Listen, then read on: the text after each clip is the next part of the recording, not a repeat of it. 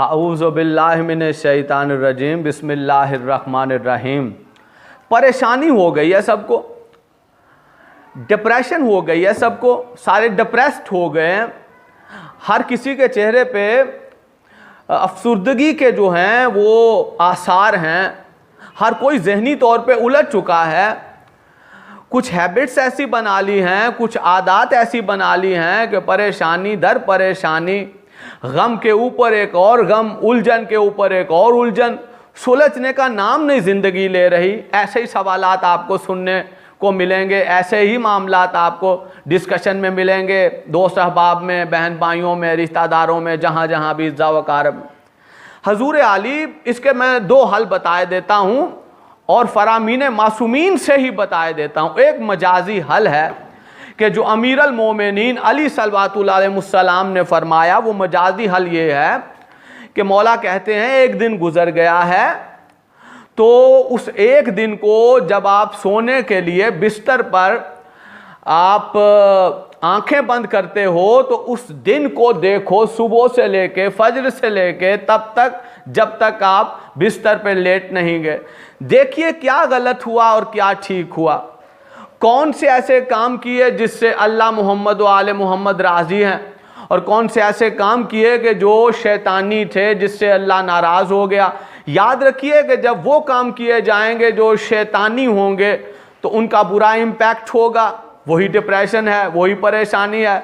और उसका असर भी आप पे होगा। आप आदा करें, इरादा करें कि ये काम जो मैंने किए थे ये वो काम है जिससे अल्लाह भी राज़ी, जिससे अल्लाह का रसूल आले रसूल भी राज़ी,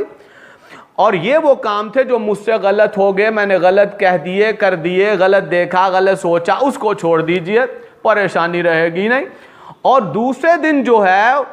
जो कल का दिन है, उसको आज गुजरने वाले दिन से बेहतर गुजारने की कोशिश कीजिए। इसको कहते हैं फ्यूचर प्लानिंग, इसको कहते हैं प्लान्ड लाइफ कहते हैं इसको,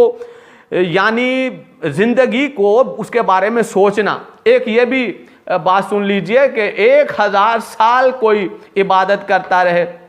बेशक बड़ी उसकी फजीलत है, लेकिन मौला कायनात फरमाते हैं जिसने एक लम्हे के लिए अपनी ज़िंदगी के बारे में सोचा, फ़िक्र की कि मुझे क्या करना है, क्या करना चाहिए, अहकाम इलाही क्या है, कुरान क्या कहता है, साहिब कुरान क्या कहते हैं, मोहम्मद वाले मोहम्मद क्या कहते हैं, अपनी ज़िंदगी के बारे में फ़िक्र की और बेहतरीन रास्ता एख्तियार किया, फ़िक्र एख्तियार की, वो उससे अफजल हो गया जिसने 1000 साल अल्लाह के हजूर सर सजदे में रख दिया हो या सजदे करता रहा हो। तो अब ये है मजाजी हल। एक हकीकी हल सुन लीजिए, ये बताना लाजमी है। कोई रास्ता नज़र नहीं आ रहा,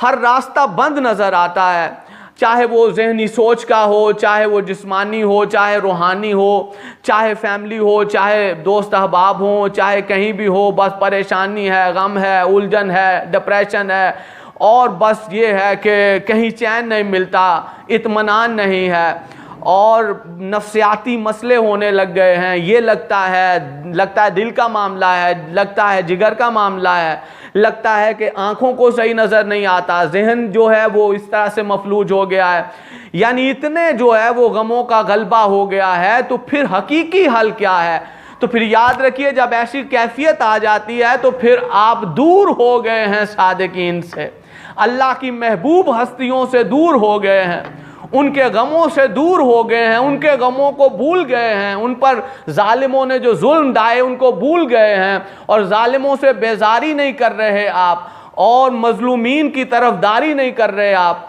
तो फिर आप दूर हैं गमे आले नबी से, दूर हैं गमे मजलूम करबला से। तो हकीकी हल ये है परेशानी और डिप्रेशन का कि आपके ये जो आपको बड़े पहाड़ों जैसे गम लगते हैं कि इतने ज़्यादा गम हैं, इतनी ज़्यादा उलझने हैं, ये कभी सुलझेंगी ही नहीं, कभी घर का मामला, कभी बाहर का मामला, कभी दोस्त सहेली का मामला, कभी ये कभी वो, ये सारे गमों से छुटकारा चाहते हैं। और अगर दिल का चैन चाहते हैं तो फिर गमे हुसैन ही वो हकीकी हल है कि जो आप एहतियार करेंगे, दुनिया का गम आपके जिगर को, दिल को काट के रख देगा, लेकिन ये गमे आले नबी है, ये गमे हुसैन है कि जो रूह व बदन का और दिल का चैन ही चैन है।